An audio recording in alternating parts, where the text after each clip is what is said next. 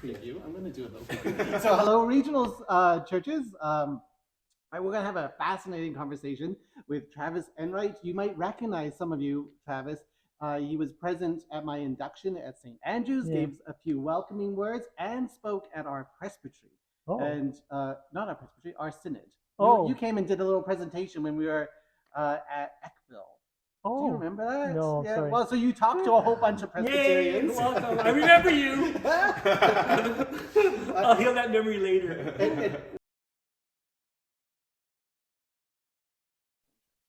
Well, I'm the archdeacon for reconciliation and decolonization. And that role is designed to inhabit new spaces or reimagine old spaces or give the church a new way of engaging diverse set of people, right? You know, the queer people, the indigenous people, newcomers. So the church needs to figure out ways to open up and understand its own colonizing way. And then figuring out pathways that we can somehow find many entry points into finding health and finding wealth and hopefulness, and wealth, not necessarily money, but wealth and love of God.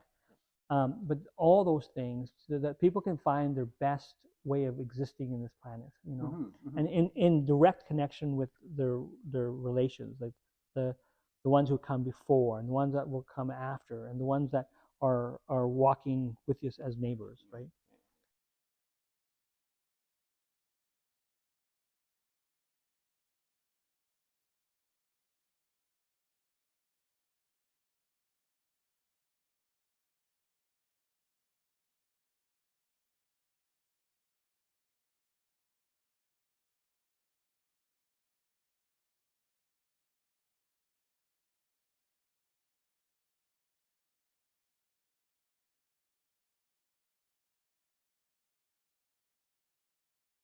Saint Faith. Saint Faith. But the building is called Saint Faith.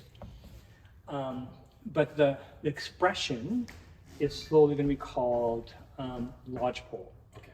So it's called Lodgepole Communitas. So it's many entry points in. It's a way of doing church in a post-colonial, in the midst of being reconciled. Right? It's beautiful. And it's about, the Cree word is key now, us together. How do we become us together?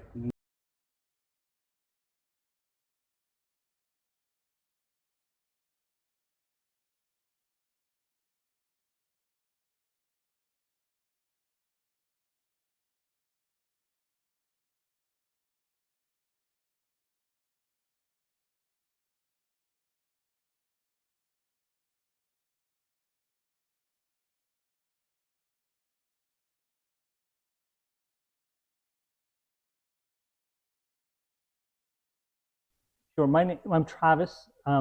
Originally, my family background name is Constant.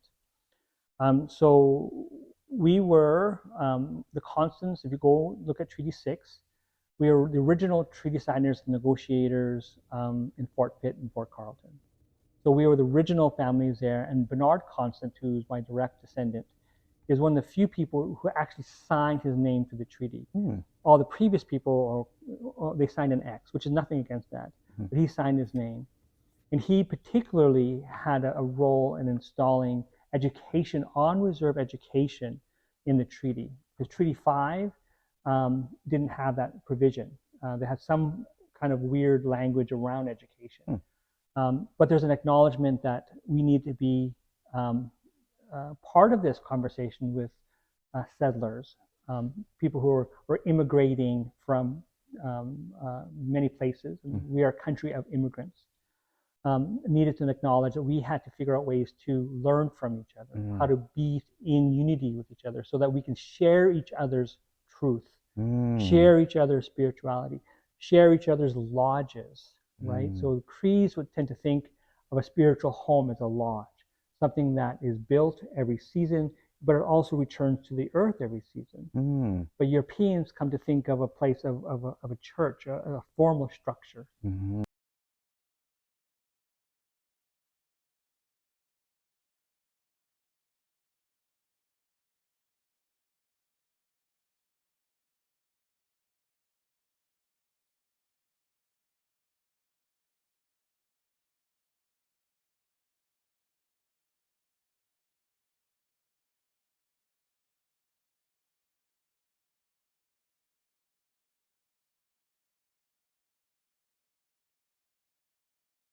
And then with the tragedy and the sinfulness, and I mean I use that word purposefully, of the Indian residential schools. So my ancestor had a dream of being together, being treating people together around education. But then in 1867, 1873, the bureaucratic component parts of that turned it into a system of assimilation. So the system of assimilation targeted the most vulnerable people in our community that are young, are very young. So they separated the young from grandparents. And if you know people from that, if you separate a child from his grandparents, everything loses purposefulness. Now, grandparent loses purposefulness, and then the child loses purpose. And so then that was the tragedy of it. Yeah, and as I know of it, not only from families, but a culture, a language, a way of seeing the world. Like you were talking about the lodge and the rationale and beauty and the understanding of that also lost, snuffed out. Snuffed out. That's a good word, snuffed out, purposely snuffed out. Yeah.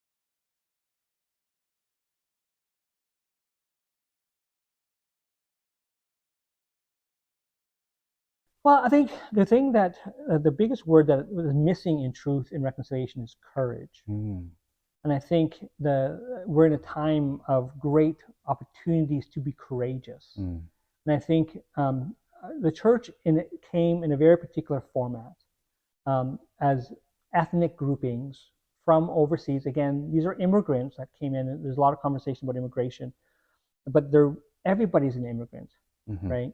And so they came in as immigrants with a very particular way of doing church, around their particular language and around their particular way of doing ceremony. But on this land, right, we didn't have the same problems. In Europe, you could almost see each other's difference, and the idea of community is that you'd build a wall around your city, and you had one entry point in, and that was purposeful. You had one entry point in. And you could almost feel each other's fabric of clothes because the weaver you knew. So everything was really, really tight. And there's a beauty to that. But in Canada, on this land, you can have an enemy, right, who lives, 300 miles away. And, by time they walked here and you could see them on the landscape, right, you could see them coming because, Alberta is so flat. Yeah. Right. By time they leave their encampment, they leave it as an enemy. But the land would cause them to slow down, and it would rain, it would be mucky, and it would be sunny, and all of a sudden, as you move closer and closer, you tend to forget why you're enemies. I love that. And as soon as you move closer and closer, you become cousins. Beautiful.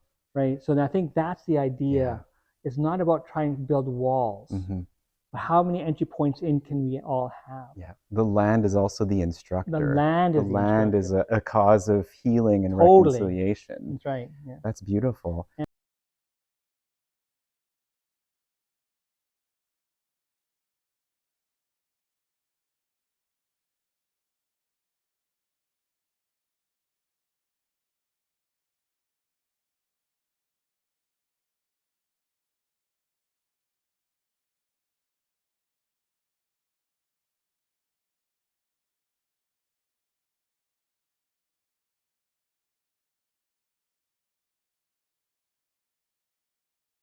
Why I love the medicine wheel and the four directions and the four natures of Cree teachings, particularly around the Creator.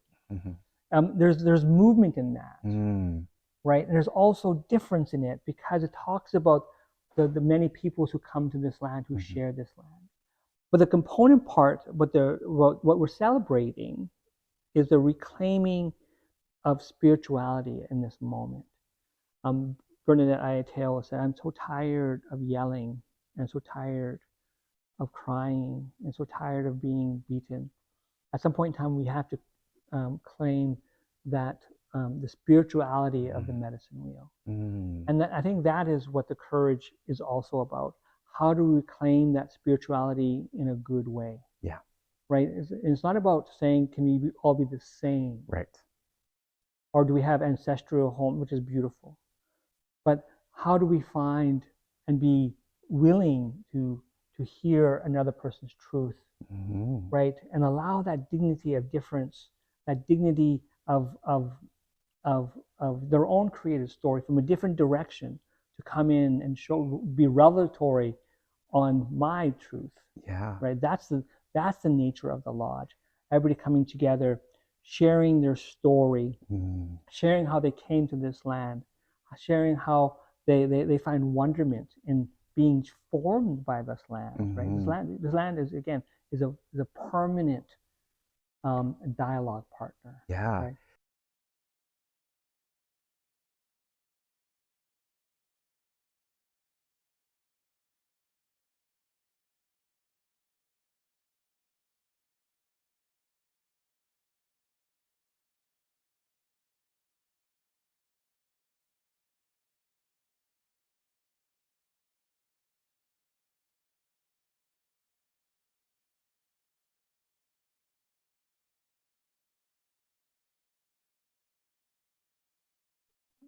Simple, showing up. Showing up. And I think holding your story, as delicate and beautiful as it is, but there's a thing that we do called healing of memories. And I think if there's a mechanism that the ministries of St. Faith use, is kind of this concept of healing of memories. Everybody has a story, right? And everybody has trauma, right? It is in the vulnerability of sharing that trauma and having every story needs a listener. And I think that's the biggest part of this particular moment of courage and storytelling and showing up, is be willing to hear another person's story as they tell it. Don't edit it. Don't justify colonial behavior or whatever. Just hear the story. But hear from your, like you said, from your own vulnerability, from your own trauma.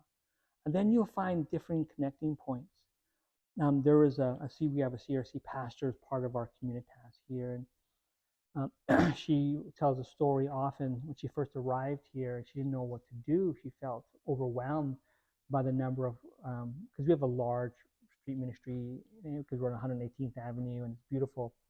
So people would come in, maybe a bit intoxicated, maybe a bit this or maybe a bit that, and she felt her own privilege in that.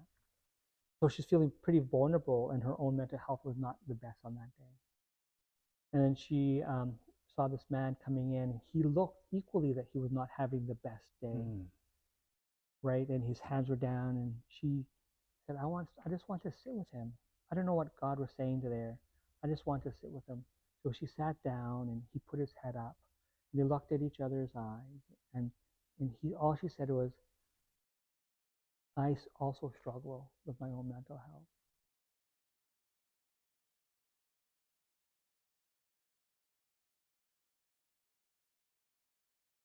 And he told his story.